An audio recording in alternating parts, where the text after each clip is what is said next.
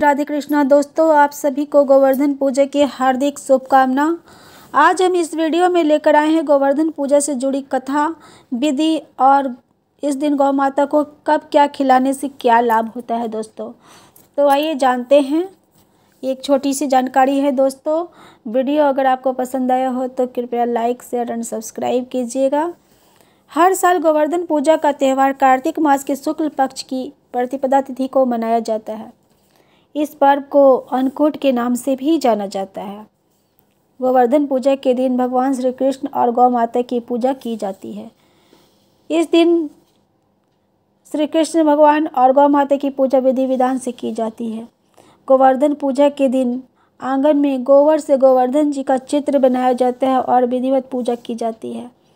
इस दिन विधि विधान से गोवर्धन भगवान की पूजा करने से साल भर भगवान श्री कृष्ण जी की कृपा बनी रहती है।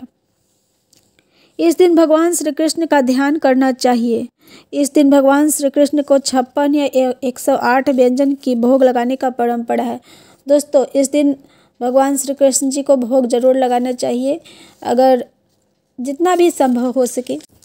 मान्यता यह है कि ब्रजवासियों की रक्षा के लिए भगवान श्री कृष्ण ने अपनी दिव्य शक्ति से विशाल गोवर्धन पर्वत को छोटी उंगली में उठाकर लाखों जीव जंतुओं और इंसानी जिंदगी को भगवान इंद्र के कोप से बचाया था।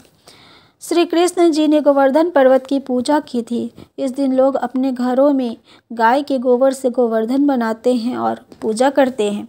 भगवान श्री कृष्ण जी ने बाएं हाथ की छोटी उंगली पर गोवर्धन पर्वत उठाकर सभी ब्रजवासियों की रक्षा की थी। ब्रज के लोगों ने भूख और प्यास से अप्रभावित रहकर 7 दिनों तक गोवर्धन पर्वत के नीचे शरण ली थी। तभी से भगवान श्री कृष्ण के भक्त गोवर्धन पूजा के दिन उनकी पूजा करते हैं। श्री कृष्ण जी का मानना था कि मारने वाले से ज़्यादा बचाने वाला महत्वपूर्ण होता है, डुबोने वाले से ज़्यादा बचाने वाला महत्वपूर्ण होता है। इसलिए इंद्र भगवान का पूजा ना करके गाय और गोवर्धन की पूजा होनी चाहिए। सभी ब्रजवासियों ने ऐसा ही किया था, जिससे भगवान इंद्र क्रोधित हो गए और इतनी वर्षा की कि बाढ़ जैसी स्थिति आ गई थी। उस पर लोगों सुरक्षा का भार स्वयं ले लिया था। इस दिन गौ माता का पूजा करने और रोटी खिलाने की भी परंपरा प्रचलित है। ऐसा माना जाता है कि इस दिन गौ माता को रोटी खिलाने से घर में सुख और समृद्धि का वास होता है और समस्त देवी देवताओं का आशीर्वाद प्राप्त होता है। गाय को जो रोटी दिया जाता है वह ताज़ी होनी चाहिए।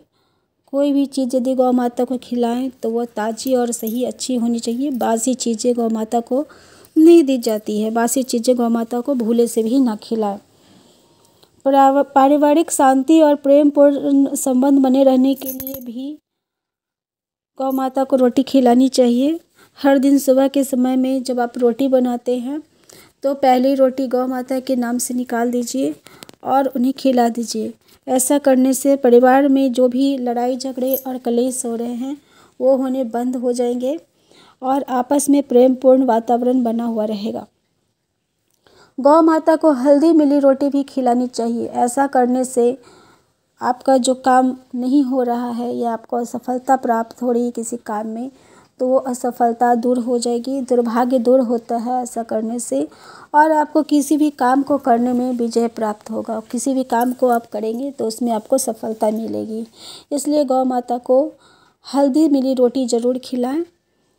और अगला है कि गौ माता को गुड़ और रोटी जो है, गुड़ और रोटी के साथ मिली हुई रोटी खिलानी चाहिए। गुड़ रोटी जो खिलाने से जिनका ग्रह कमज़ोर है, जिनकी कोई चीज़ सही नहीं हो रही है, तो इससे उनके ग्रह मजबूत होते हैं और गौ माता का आशीर्वाद उनको प्राप्त होता है।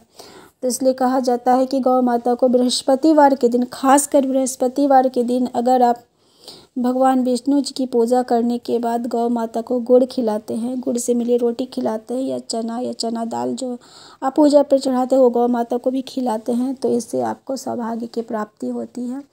आपका जो बिगड़ा हुआ काम है वो बन जाता है।